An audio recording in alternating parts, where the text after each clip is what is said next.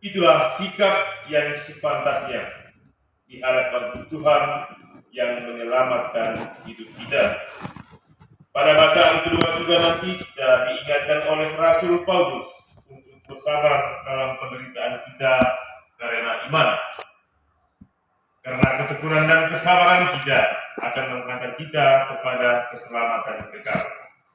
Dia akan menyertai semua perjuangan kita.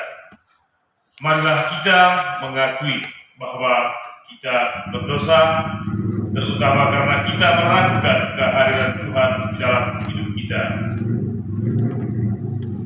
Mari kita sama-sama hening sejenak untuk memeriksa segala dosa serta kesalahan kita, dan kita juga mohon pengampunan agar hati kita menjadi layak untuk perayaan sabda ini. Saya mengaku kepada Allah yang Maha Kuasa dan kepada saudara sekalian bahwa saya telah berdosa dengan pikiran dan perkataan, dengan perbuatan dan kelalaian. Saya berdosa, saya sungguh berdosa.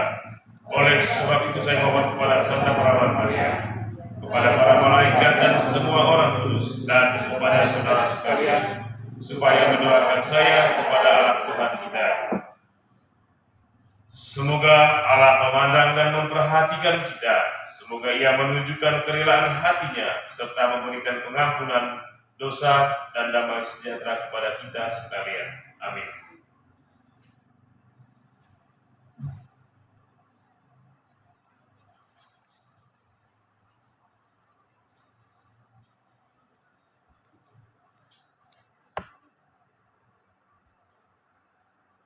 Buka puji syukur nomor 361. Kami memuji, kami menyembah, hormat dan pujian kepada Allah, Bapa, Putra, dan Roh Kudus. Segala makhluk memuji Tuhan, Allah pencipta selamanya. Kami memuji, kami menyembah, hormat dan pujian kepada Allah, Bapa, Putra, dan Roh Kudus.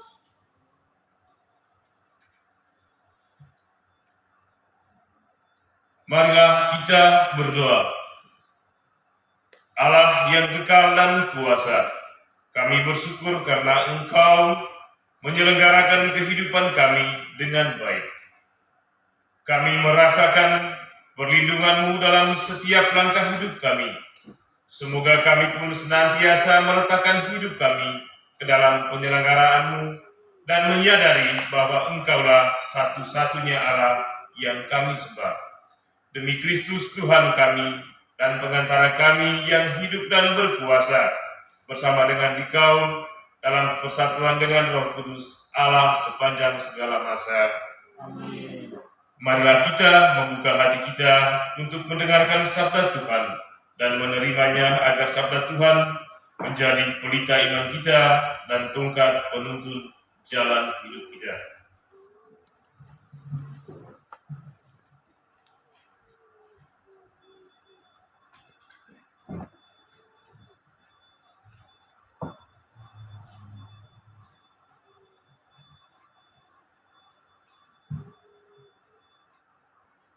Bacaan pertama.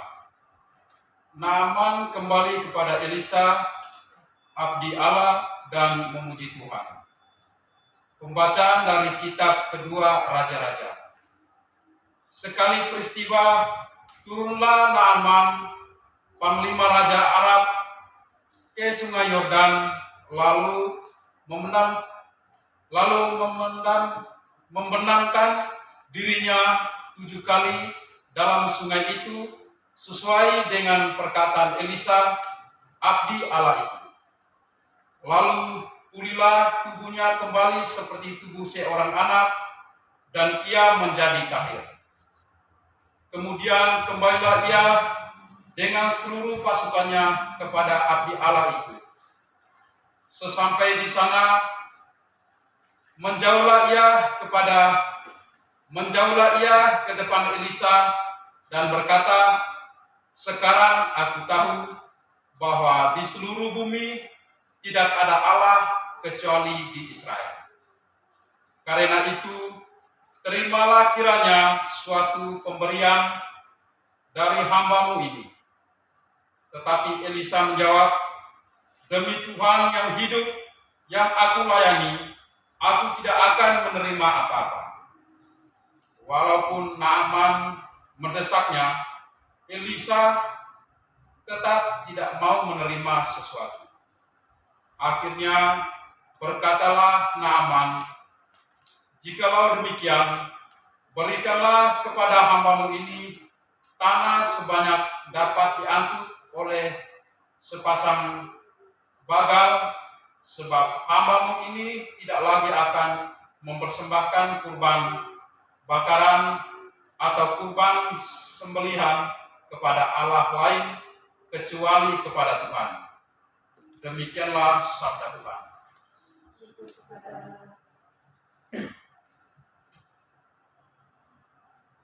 Bacaan kedua.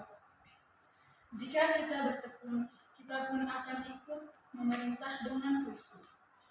Pembacaan dari surat kedua Rasul Paulus kepada Timotius. Saudaraku terkasih, ingatlah akan ini: Yesus Kristus, keturunan Daud, yang telah bangkit dari antara orang mati, itulah yang kuberitakan dalam Injil. Karena kewartaan Injil inilah aku menderita, malah dibelenggu seperti orang penjahat, tetapi sabda Allah tidak terbelenggu. Karena itu, aku sabar menanggung semuanya itu bagi orang-orang pilihan Allah, supaya mereka pun memperoleh keselamatan dalam Kristus Yesus dengan kemuliaan yang kekal. Benarlah sabda ini: jika kita mati dengan Kristus, kita pun akan hidup dengan Dia. Jika kita bertekun, kita pun akan ikut memerintah dengan Dia. Jika kita menyangkal Dia, Dia pun akan menyangkal kita. Jika kita tidak setia, Dia tetap setia, karena Dia tidak dapat menyangkal dirinya. Demikianlah sabda Tuhan.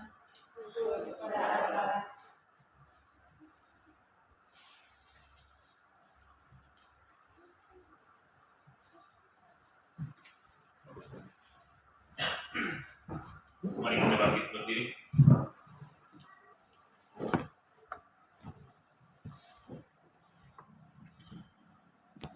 Semoga Tuhan beserta kita. Inilah Injil Tuhan kita Yesus Kristus menurut Santo Lukas.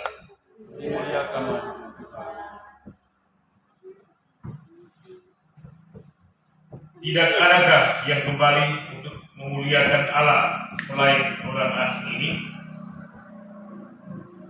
Dalam perjalanannya ke Yerusalem, Yesus menyusul perbatasan Samaria dan Galilea. Ketika ia memasuki suatu desa, datanglah 10 orang kusta menemui Yesus. Mereka tinggal berdiri agak jauh dan berteriak, "Yesus, Guru, kasihanilah kami." Yesus lalu memandang mereka dan berkata, "Pergilah, perlihatkanlah dirimu kepada imam-imam." Sementara dalam perjalanan, mereka menjadi sembuh. Salah seorang dari mereka, ketika melihat bahwa ia telah sembuh, kembali sambil memuliakan Allah dengan suara nyaring, lalu sujud di depan kaki Yesus dan mengucap syukur kepada kepadanya. Orang itu adalah orang Samaria. Lalu Yesus berkata, "Bukankah ke-10 orang tadi semuanya telah sembuh? Di manakah yang 9 orang itu? Tidak adakah di antara mereka yang kembali untuk memuliakan Allah selain orang asing ini?" Lalu Yesus berkata kepada orang itu, "Berdirilah dan pergilah. Imanmu telah menyelamatkan engkau." Demikianlah Injil Tuhan. Silakan duduk, mari kita mendengarkan renungan singkat dari ketiga bacaan yang baru kita dengar. Bapak Ibu, saudara-saudari yang terkasih, anak-anak yang dikasihi Tuhan, kita baru saja mendengarkan kisah penyembuhan 10 orang kusta. Ada banyak sekali hal yang bisa kita pelajari dari kisah ini. Salah satunya adalah kita mesti tahu berterima kasih. Kali ini kita fokuskan salah satu poin yang juga ingin disampaikan oleh Injil kepada kita, yaitu tentang pengalaman iman secara pribadi. Disebutkan bahwa ke-10 orang kusta itu berdiri jauh dan memohon kepada Yesus agar mereka dikasihi atau dikasihani. "Yesus, Guru, kasihanilah kami." Yesus kemudian menjawab agar masing-masing mereka pergi kepada imam. Dalam dunia Perjanjian Lama, bagaimana tertulis dalam kitab Ulangan bab 12, tertulis bahwa kalau orang yang disembuhkan dari kusta, ia wajib memperlihatkan dirinya kepada imam. Imam akan memeriksanya, dan jika ia sudah sembuh total, imam akan mengatakannya. Proses selanjutnya adalah mereka harus mempersembahkan kurban syukur atas kesembuhan dan korban pengudusan, karena mereka dikuduskan dari penyakit yang menajiskan mereka, atau penyakit yang sangat kotor. Itu adalah najis. Itulah sebabnya mereka diminta Yesus untuk menunjukkan diri mereka kepada imam, karena mereka pasti disembuhkan. Dalam perjalanan seorang dari mereka yang disembuhkan pulang dan berjumpa Yesus. Ketika kita mendengar tadi, salah satu orang dari ke-10 orang kusta itu, cuma satu orang saja yang tahu berterima kasih. Berterima kasih kepada siapa? Kepada Tuhan Yesus. Karena mereka sudah disembuhkan dari penyakit yang sangat najis tadi. Ia tersyukur dan berbicara secara pribadi dengan Yesus. Yesus pun menyapanya dengan ungkapan sangat pribadi. "Pergilah, imanmu telah menyelamatkan engkau." Sebuah dialog pribadi yang sangat mendalam. Bapak, Ibu, saudara-saudari yang terkasih, anak-anak yang dikasihi Tuhan, dari kisah ini kita belajar untuk mendekatkan diri kita secara pribadi kepada Tuhan. Hidup iman kita tidaklah bergantung dari orang lain atau bergantung dari kelompok. Kita hidup bersama, tapi kita jalani iman kita secara pribadi. Kita berusaha untuk mendekatkan Yesus Tuhan secara pribadi. Itulah yang baik. Sebab kadang-kala kita temukan kenyataannya bahwa ada orang yang mengikuti kegiatan rohani atau melakukan kebaikan hanya karena dorongan dari orang lain, sedangkan dari dirinya sendiri tidaklah terlalu berminat. Seperti yang kita adakan di tempat ini, walaupun kita cuma 10 orang, yang terpenting dari hati kita ingin mendekatkan diri kita kepada Tuhan kita Yesus Kristus. Pengalaman penyembuhan sakit kusta pada hari ini mengajarkan kita untuk membina relasi yang baik dan personal dengan Tuhan. Jika ini terjadi, maka kita akan mengalami percakapan yang lebih pribadi atau personal dengan Tuhan. Dalam kisah Injil sendiri dilukiskan bahwa sebelum disembuhkan dari kusta, mereka hanya bisa memandang Yesus dari jauh. Namun ketika sudah sembuh, orang Samaria itu datang dan jatuh tersungkur di kaki Yesus. Pengalaman iman pribadi yang hidup akan mendekatkan kita kepada Tuhan. Jika ada orang yang tidak berdoa, tidak ke gereja, atau tidak berbuat baik, kita akan menjadikannya sebagai upaya pembenaran diri kita untuk juga tidak berdoa, tidak ke gereja, atau tidak berbuat baik. Jika itu yang terjadi, maka kita sebenarnya termasuk dalam kelompok 9 orang kusta yang makin jauh dari Tuhan. Semoga kita rajin datang kepada Tuhan dan teguhkan untuk terus melakukan hal-hal baik, terus berdoa, dan terus mendekatkan diri kepada Tuhan. Pada akhirnya kita menghadap Tuhan secara pribadi, bukan dalam kelompok. Semoga Tuhan selalu memberkati kita. Amin.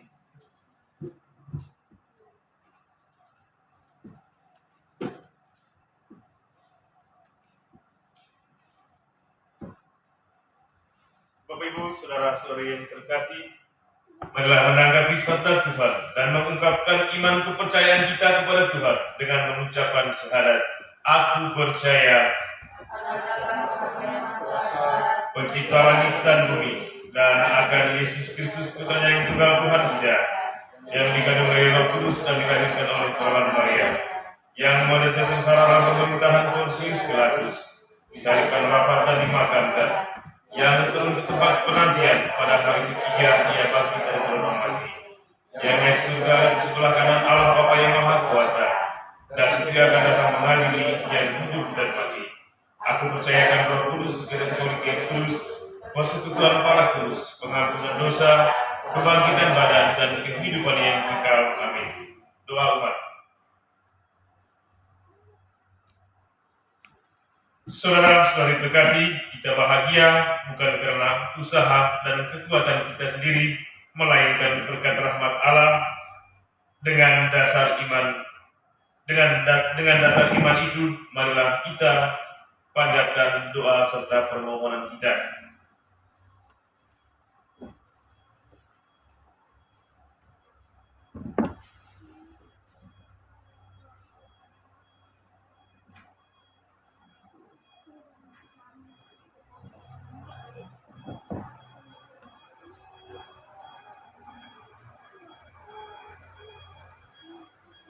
Bagi gereja, semoga Allah Bapa mendampingi kegiatan-kegiatan gerejanya dalam berbagai bidang pelayanan masyarakat, agar supaya lebih banyak orang yang mengalami kesembuhan dan kemajuan dalam meraih cita-cita kehidupan ini. Semoga semua orang semakin melihat karya Allah melalui gerejanya, sehingga senantiasa bersyukur kepadanya. Marilah kita mohon, Kabulkanlah doa kami ya Tuhan. bagi negara kita. Semoga para pemimpin yang telah mendapat kepercayaan dari seluruh masyarakat menjalankan tugas-tugasnya dengan penuh rasa tanggung jawab dan pengabdian diri.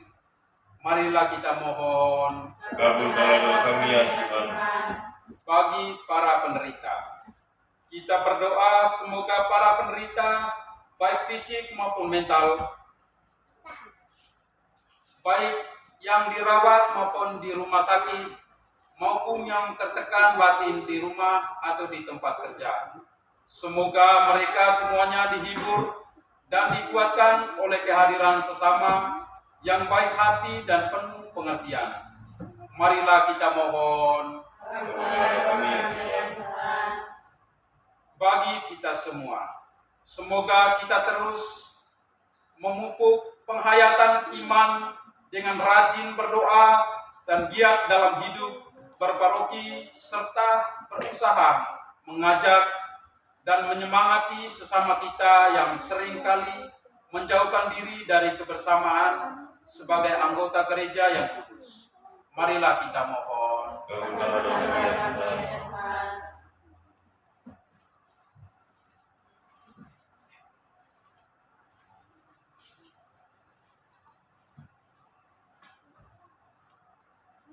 Mari kita sama-sama hening sejenak untuk menyampaikan permohonan kita masing-masing.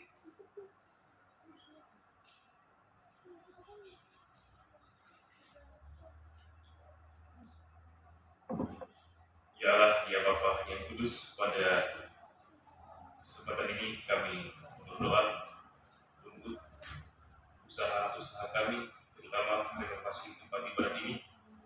Semoga semuanya berjalan lancar dan aman, dan semuanya ini atas dasar kekompakan dari kami hamba-hamba. Marilah kita mohon. Ya Bapa, masih banyak yang ingin kami sampaikan ke hadirat-Mu, namun kami yakin Engkau sudah mengetahui semuanya. Semoga Engkau berkenan mengabulkan doa-doa kami ini, sebab semua ini kami sampaikan kepadamu dengan pengantaraan Kristus Tuhan kami. Amin. Saudara-saudari yang terkasih,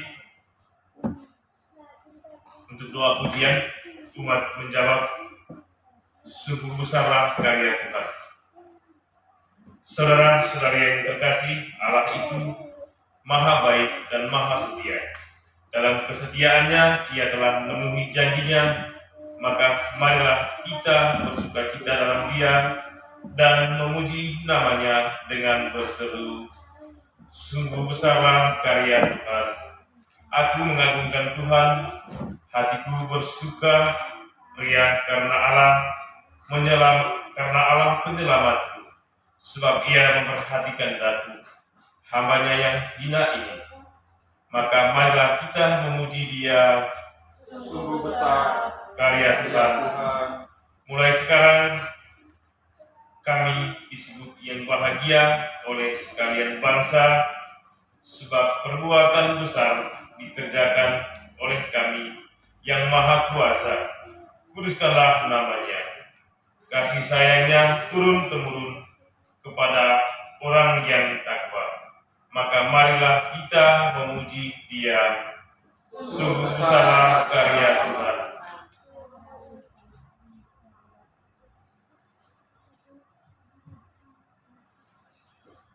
Perkasalah perbuatan tangannya, dicerai-beraikannya orang yang angkuh hatinya, orang yang berkuasa diturunkannya dari tahta, yang hina diangkatnya. Orang lapar dikenyangkannya dan dengan kebaikan, orang yang diusirnya pergi dengan tangan kosong. Maka marilah kita memuji Dia. Sungguh besarlah karya Tuhan. Menurut janjinya kepada leluhur kita, Allah telah menolong Israel hambanya. Demi kasih sayangnya kepada Abraham serta keturunannya untuk selama-lamanya. Maka marilah kita memuji Dia. Sungguh besar karya Tuhan.